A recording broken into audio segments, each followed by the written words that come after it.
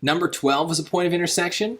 Number 13 is a point of intersection. They look a little different, but it's the same idea, right? This is a system of equations. We're looking for a place where these two lines intersect. However, we have inequalities here, and so this changes things.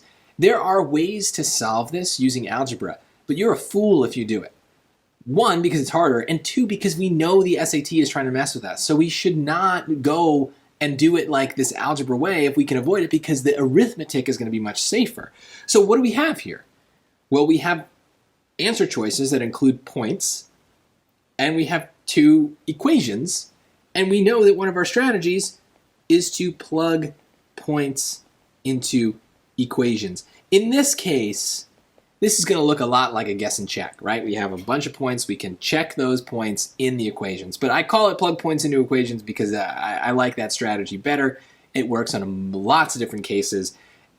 Just so happens here that it feels like a guess and check. It's all the same. Point is, work backwards. So where would we start?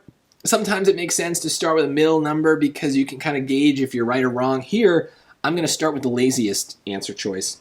I'm going to start with C because it doesn't involve any negatives. And negatives are a little bit of a complication, so I prefer to, not have to deal with them if I don't have to. And maybe I'll be lucky and this point will work. So what do I do? Well, remember, x is 1 and y is 5, so we're just plugging that in to this first equation. So 5 is less than or equal to 3 times 1 plus 1. So 5 is less than or equal to 3 plus 1. 5 is less than or equal to 4. Well, 5 is not less than 4. So I don't need to try the other equation because I know it doesn't work already. So, okay, whatever. Let's keep going. Let's try D.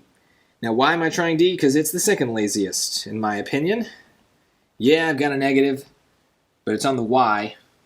And, usually x's are are the ones that we do stuff to. So, I don't know. It's just a choice. You can make a different choice. The point is, I would choose this. So let's do the same thing. We're going to take that first equation, and y is negative 1, and now x is 2. Notice I'm showing my work. I'm just writing everything out, not doing the stuff in my head.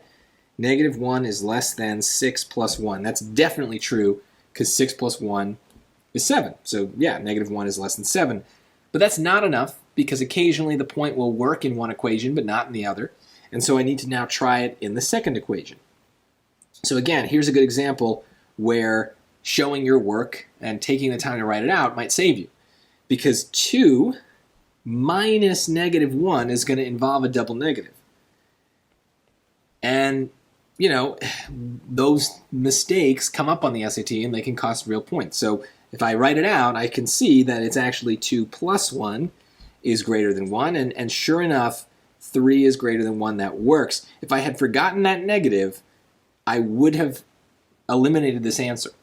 So in this case, I prevented a possible careless mistake by showing my work. So D is the answer. I don't need to check A and B because I've already proven that D works.